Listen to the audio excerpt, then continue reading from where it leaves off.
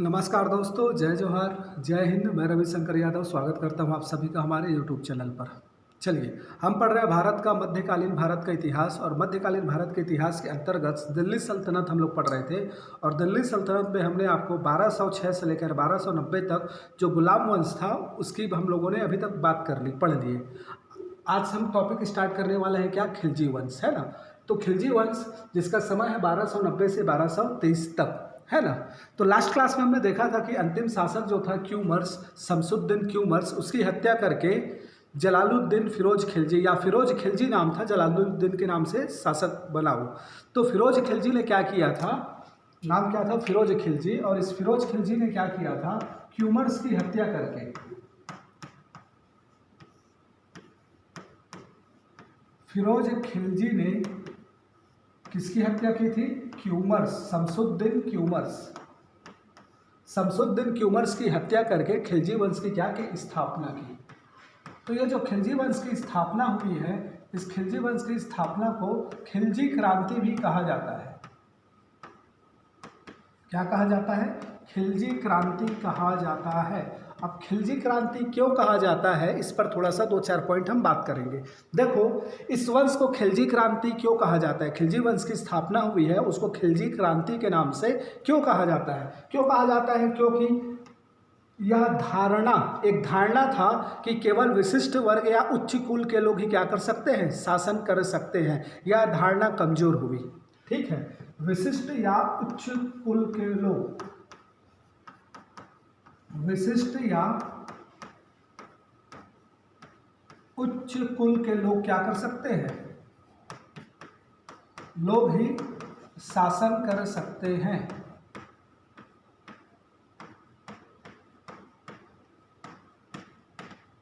ये जो धारणा बनी हुई थी यह क्या हुई, कमजोर हो गई, ठीक है। मतलब ये समझिएगा, हमने जो पढ़ा अभी गुलाम वंश, उसमें हमने देखा कि ये इल्बरी तुर्क थे। तो इल्बरी तुर्क जो थे ना, ये अपने मतलब उच्च कुल के थे, उच्च जाति के थे, ऐसा मानो, ठीक है। दूसरी ओर ये जो खिलजी थे ये अफगानिस्तान के निवासी थे, अफगानिस्तान के निवासी थे। और अपेक्षाकृत ये निम्न कुल के थे, क्या थे, निम्न कुल के। और इन्होंने बहुत बेहतर ढंग से शासन किया। हम पढ़ेंगे आगे दूसरे वीडियो में अलाउद्दीन खिलजी के बारे में। बहुत बेहतर ढंग से, सॉलिड का उसने क्या किया, शासन चलाया। क्रूर था, हालांकि निरंकुश था, लेकिन शासन को बहुत बेहतर ढंग से चलाया उसने, ठीक है, योग्य शासक था। तो यह धारणा कमजोर हो गई कि क्या उच्च कुल के लोग ही क्या करते हैं या विशिष्ट कुल के लोग ही शासन करते हैं। यह धारणा क्या हुई, समाप्त हुई। दूसरा चीज, इसने क्या किया, योग्यता के आधार पर, योग्यता के आधार पर पद देना प्रारंभ किया, आधार पर पदों पर नियुक्ति, ठीक है जी। तो याद रखिएगा, इससे पहले क्या होता था, योग्यता नहीं देखी जाती थी, जाति देखी जाती थी। तो यह धारणा भी समाप्त हुई। अब क्या होने लगा, योग्यता के आधार पर खिलजी वंश में पदों का बंटवारा किया गया है, ठीक है। और क्यों बोला जाता है, क्यों, क्योंकि हिंदुओं के प्रति इन्होंने उदार नीति अपनाई।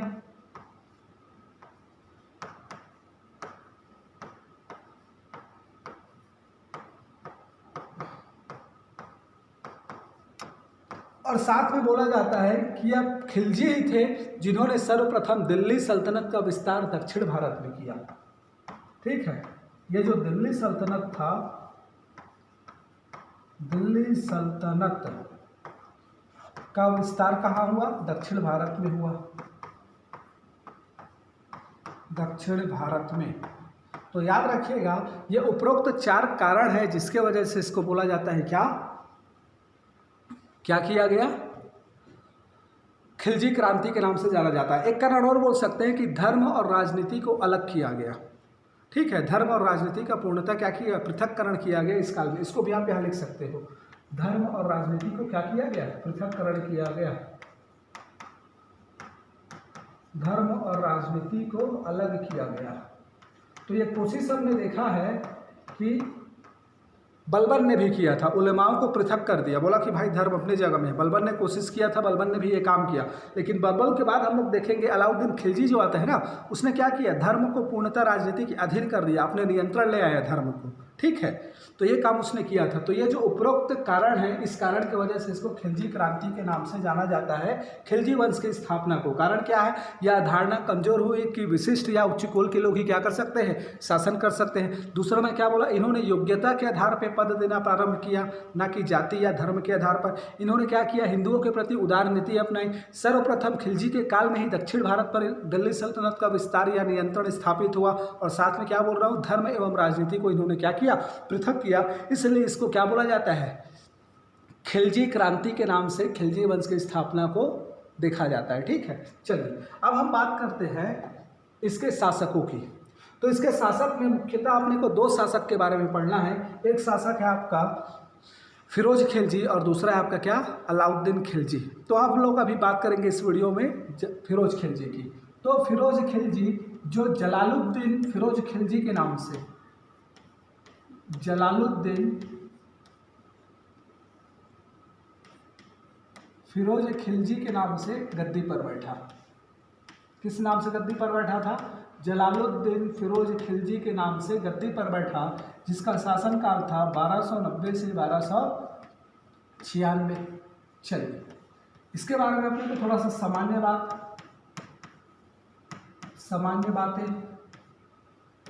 इसके बाद इसके समय का विद्रोह और इसके समय का अभियान।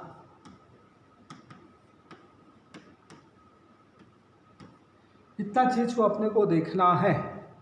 ठीक है जी, तो याद रखिएगा विद्रोह अभियान, इतना चीज को देखना है। चलिए अब सामान्य बातें में आपको पता है कि ये जो खिलजी था इसका उत्थान किसके काल में हुआ था, कैकूबाद के काल में। कैकूबाद के काल में इसका उत्कर्ष हुआ। फिर काल में क्या हुआ, उत्कर्ष हुआ। हमने बताया था कैसे उत्कर्ष हुआ है। तो भाई कैकूबाद ने इसको क्या किया था, समाना का सूबेदार बनाया था। ठीक है, और शाह ए जहांदार मतलब शाही अंगरक्षक बनाया था। शाह ए जहांदार और समाना का सूबेदार, इसको समाना का सूबेदार बनाया था।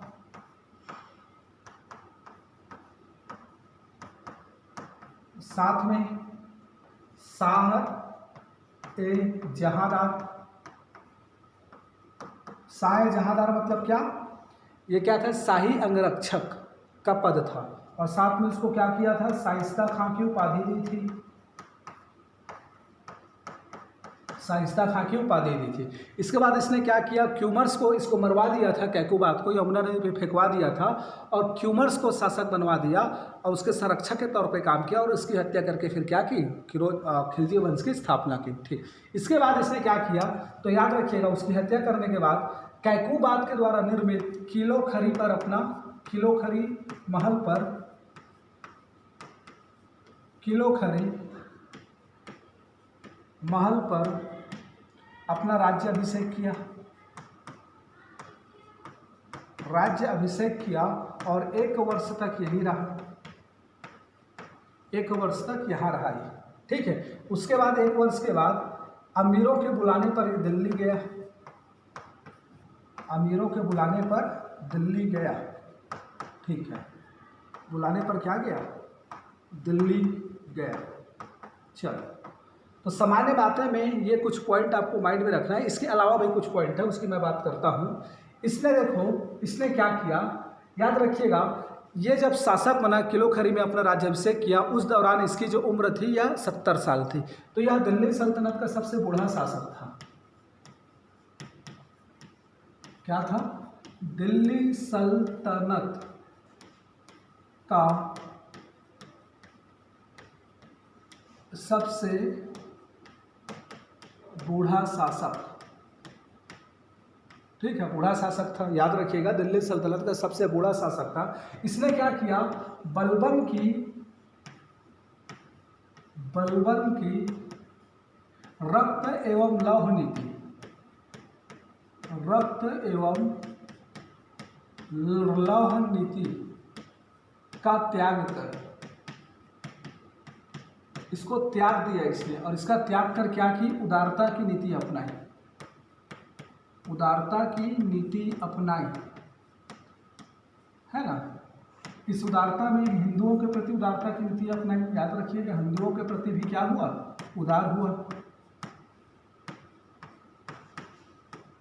उदारता दिखाई। साथ में इसका स्टेटमेंट है, इसका कथन है। इसका कथन क्या है, इसने स्वयं बोला था कि शासन का आधार शासितों की इच्छा होना चाहिए। इसका कथन था, क्या कथन था, शासन का आधार शासितों की इच्छा होनी चाहिए।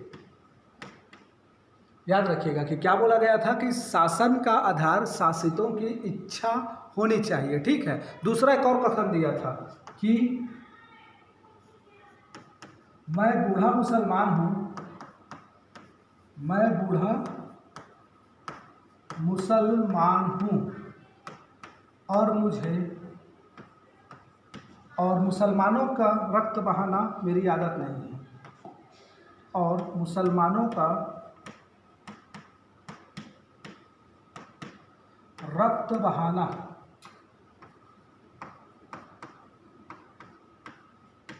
मेरी आदत नहीं है। ठीक है। मतलब इसका ना ये एक तरफ से देखा जाए तो उदार शासक है, सिंपल सी बात। जिस प्रकार से बलबन ने क्या किया, क्रूरतापूर्वक निरंकुशतापूर्वक शासन किया, जस्ट इसके अपोजिट ही निकल कर सामने आए, है ना। इसने उदारता दिखाई अपनी नीतियों में। युद्ध वगैरह होता था, अभियान वगैरह करता था, कोई षड्यंत्र करता था, उसको माफ कर देता था, चलो जाओ ठीक है करके। कत्लेआम नहीं करता था ये। ठीक है। जो लौ और रक्त की नीति थी कि धड़ से गर्दन अलग कर दो, कत्लेआम करो बलबन की, उस नीति का इसने क्या कर दिया, संपूर्ण रूप से त्याग कर दिया। तो इसने क्या किया था, इसकी आंतरिक नीति दूसरों को प्रसन्न करनी थी, कैसे सभी लोग खुश रहे, उस नीति पर चलता था। इसी को बोला जा रहा है कि इसकी आंतरिक नीति, इसकी आंतरिक जो नीति थी, ये नीति किसकी थी, तो दूसरों को प्रसन्न करने की, दूसरों को प्रसन्न करने की इसकी नीति थी, करने की क्या थी, नीति थी। तो याद रखिएगा आप थोड़ा सा इसके बारे में। चलिए, तो हमने क्या बोला, हमने सामान्य बातें के अंतर्गत सभी बातें देखी। अब बात करते हैं हम क्या, इसके काल में किए गए विद्रोह की। तो इसके काल में जो विद्रोह हुआ वो हुआ था मुख्यतः मलिक छज्जू,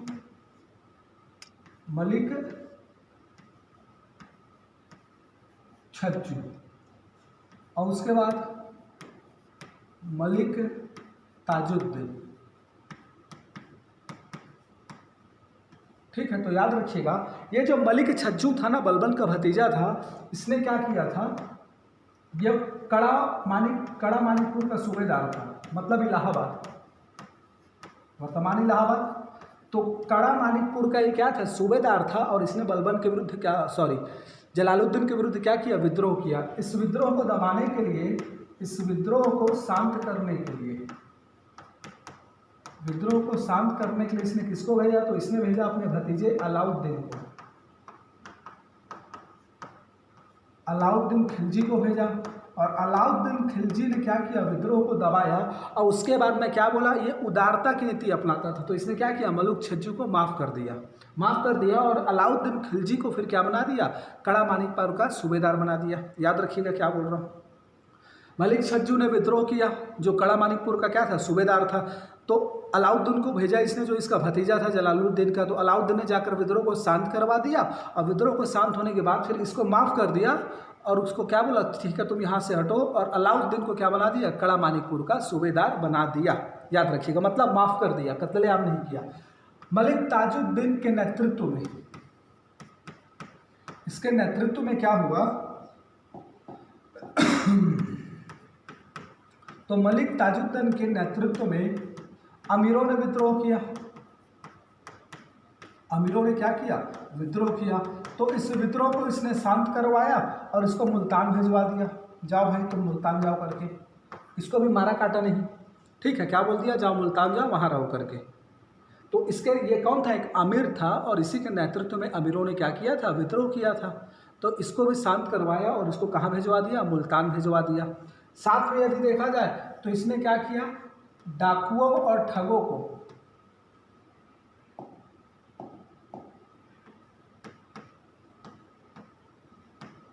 डाकुओं और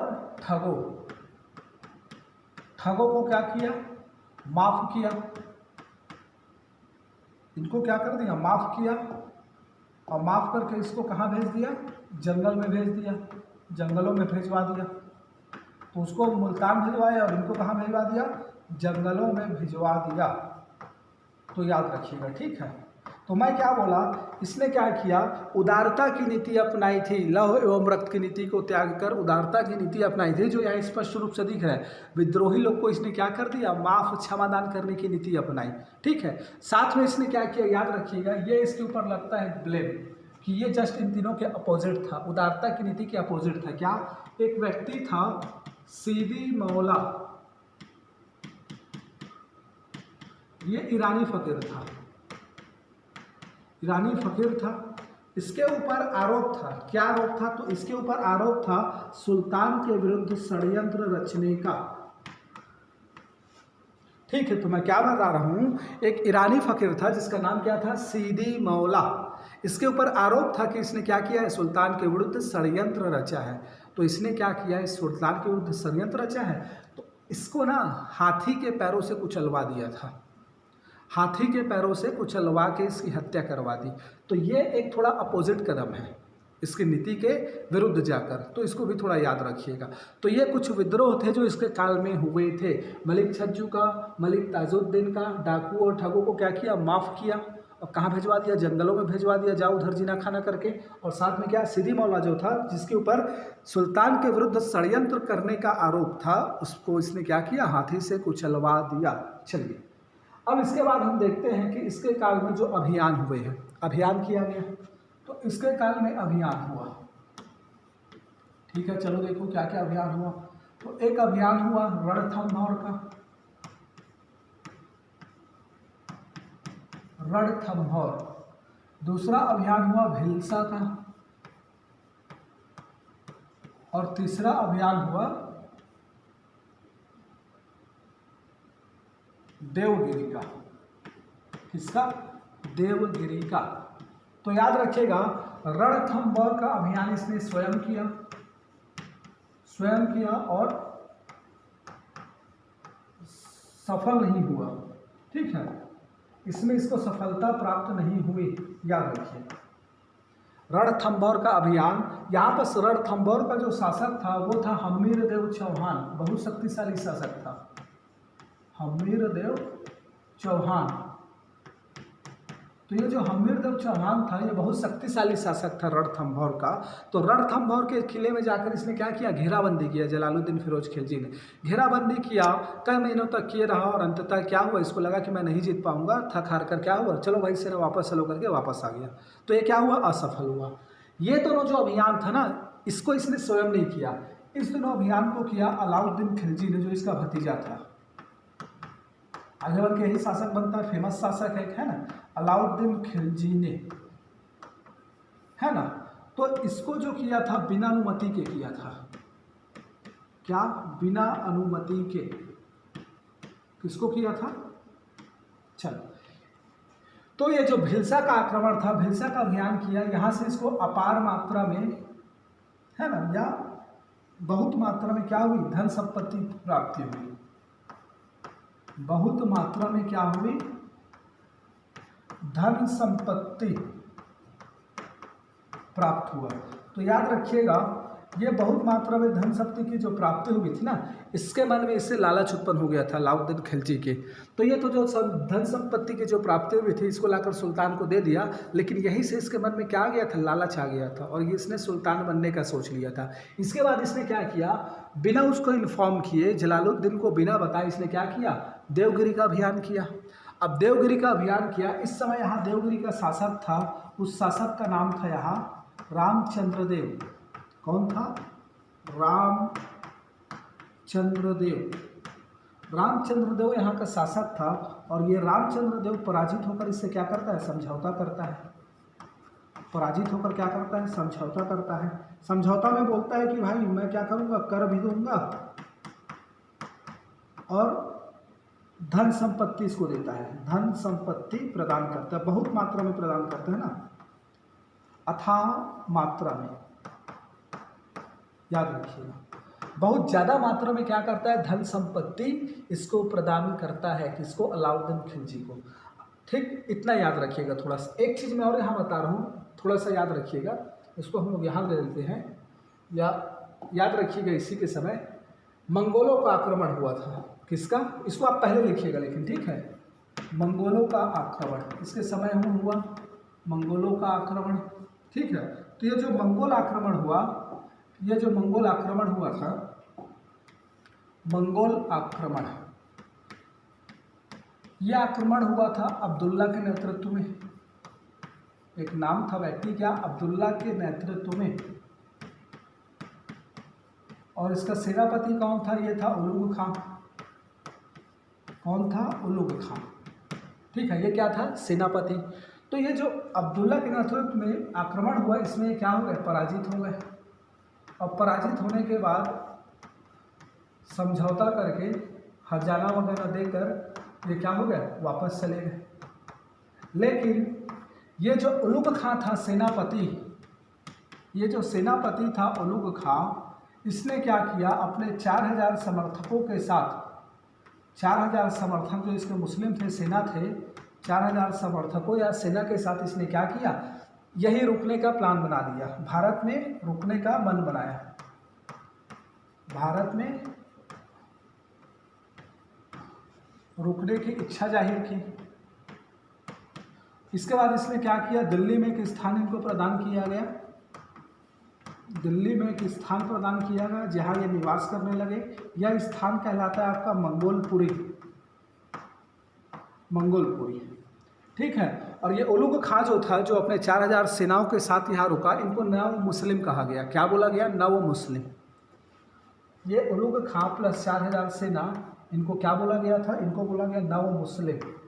और ये नव मुस्लिम जिस जगह इन्होंने भारत में रहना प्रारंभ किया, उस जगह को किस नाम से जाना जाता है, मंगोलपुरी। यह स्थान इनको किसने प्रोवाइड कराया, जलालुद्दीन खिलजी ने। ठीक है भाई, आप यहाँ रुको करके, ठीक है। चलो, तो अभी हमने देखा कि इसके अभियान के तहत रणथंभौर का असफल अभियान था, जिसको स्वयं किया था। भिलसा का अभियान था, जिसको अलाउद्दीन खिलजी ने किया था, जिसमें सफल हुआ। और बिना अनुमति के अभियान किया था देवगिरी का, जिसमें क्या हुआ, सफल हुआ और अथाह मात्रा में धन की प्राप्ति हुई। ठीक, अब ये बिना अनुमति के किया था, तो इसने क्या किया, इस धन पर ये कब्जा करना चाहता था और सुल्तान बनना चाहता था। तो इसने क्या किया, सुल्तान को बुलाया कहाँ, कड़ा मानिकपुर बुलाया। क्या बोलकर बुलाया कि यहाँ आप आओ,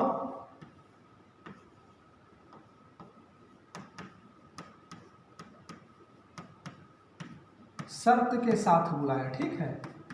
और शर्त क्या थी कि बिना सेना के आना, बिना सेना के तुम आना कड़ा मानिकपुर, ठीक है। और मैं आपको धन लौटाऊंगा जो मैं लूट कर लाया हूँ, कहाँ से, देवगिरी से, ठीक है। अब ये सुल्तान आया, और यहाँ आया जब ये, तो आया तो धोखे से इसकी क्या कर दी, हत्या कर दी, धोखे से इसकी हत्या कर दी। 2 लोगों को रखा था इसने, मोहम्मद सलीम और एक का नाम कुछ और था, इख्तियार खान करके कुछ था। उन्होंने क्या कर दिया, मतलब एक स्टोरी है कि वो आया तो ये क्या किया, अलाउद्दीन खिलजी पैर पकड़ के माफ़ी मांगने लगा, मुझे माफ़ कर दो, मुझे माफ़ कर दो। उतने में क्या किया, मोहम्मद सलीम ने आक्रमण कर दिया, किसके ऊपर, जलालुद्दीन खिलजी के ऊपर। वो डर के घबरा के भागने लगा, और भागने लगा उतने में इख्तियार खान ने क्या कर दिया, तलवार से उसका धड़ से गर्दन अलग कर दिया, ठीक है। याद रखिएगा, ऐसे करके इस जलालुद्दीन फिरोज की मृत्यु हो गई थी। और जिस दिन हत्या की, उसके बाद दिन ही अलाउद्दीन ने अपने आप को सुल्तान घोषित कर दिया।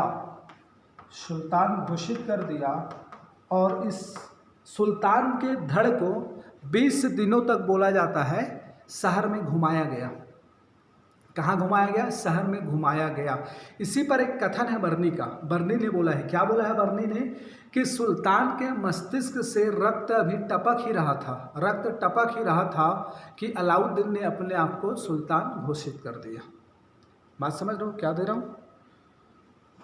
अलाउद्दीन खिलजी ने जो सुल्तान अपने आप को घोषित किया, और ये जो घटना हुई इस पर एक कथन है किसका, जियाउद्दीन बर्नी ने स्टेटमेंट दिया है कि सुल्तान के मस्तिष्क से अभी रक्त बह ही रहा था, टपक ही रहा था कि अलाउद्दीन ने अपने आप को सुल्तान घोषित कर दिया। मैं बताया ना कि जस्ट अगले दिन क्या किया, बाद दिन ही सुल्तान घोषित कर दिया और उसके सर को 20 दिन तक कड़ा मानिकपुर में घुमाया गया, धड़ को तलवार में रख के ऐसे, तो रक्त टपक रहा था, इधर ये सुल्तान बन गया। उसके बाद दिल्ली गया है, तो इसके बाद की घटनाक्रम को हम लोग पढ़ेंगे क्या, अलाउद्दीन खिलजी के रूप में। तो याद रखिएगा, है ना, इसको बर्नी ने भाग्यवादी सुल्तान भी कहा था, इसको भी याद रखिएगा। तो ये थोड़ा सा आपको ना जलालुद्दीन खिलजी के बारे में इतना जानना है, इंपॉर्टेंट शासक है थोड़ा सा, जलालुद्दीन और अलाउद्दीन ये दोनों इंपॉर्टेंट है, इसके बाद कोई इंपॉर्टेंट नहीं है खिलजी वंश में, ठीक है। और याद रखिएगा जो खिलजी वंश के बारे में मैं बताया हूँ, सबसे कम वर्ष तक, कम समय तक एक वंश ने क्या किया है, दिल्ली सल्तनत पर शासन किया है, केवल 30 वर्ष तक, 1290 से 1320 तक, ठीक है। चलिए, अगर आप लोग को समझ में आया है, वीडियो अच्छा लगा होगा तो लाइक करिए, शेयर करिए, है ना, सब्सक्राइब करिए हमारे चैनल को, ताकि मैं और मोटिवेट हूँ। और क्रम से पूरा देखिए, मैं पूरा इकोनॉमिक्स पढ़ा चुका हूँ, है ना। अब क्रम से मैं आपके लिए पूरा वीडियो लेके आ रहा हूँ, किसका, मध्य भारत का और प्राचीन भारत का, मतलब इतिहास का, पूरा आधुनिक भारत भी कंप्लीट कराऊंगा। उसके बाद मैं जियोग्राफी और पॉलिटी भी बनाऊंगा, बहुत अच्छे से पढ़ाऊंगा, मतलब बहुत अच्छे से इन द सेंस क्या, इतना पढ़ा दूंगा कि आपकी एक सॉलिड की अंडरस्टैंडिंग बन जाए और आप वन डे एग्ज़ाम और पीएससी का, यूपीएससी नहीं बोलूँगा लेकिन पीएससी का मेंस भी आपसे पूरा कवर हो, 80% क्वेश्चन आपका बने, इस तरीके से अंडरस्टैंडिंग मैं दूंगा, है ना। अब मैं क्या करता हूँ, कितना पढ़ा हूँ, कितने साल से पढ़ा रहा हूँ, ये सब मत जानिए आप लोग, है ना। बस इतना विश्वास रखिए कि बेहतर ढंग से आप लोग को मैं दूंगा, लेकिन मेरे को भाई क्या मिलेगा, आप लोग का थोड़ा सपोर्ट तो मिलना चाहिए ना, है ना। तो सपोर्ट किससे मिलेगा, आप लाइक करोगे, है ना, सब्सक्राइबर बढ़ेंगे मेरे, अब वो सब कब होगा, जब आप लोग रिस्पॉन्स करोगे, तो थोड़ा सा किया करो, ठीक है। चलिए, मिलते हैं आप लोग नेक्स्ट वीडियो में अलाउद्दीन खिलजी के साथ।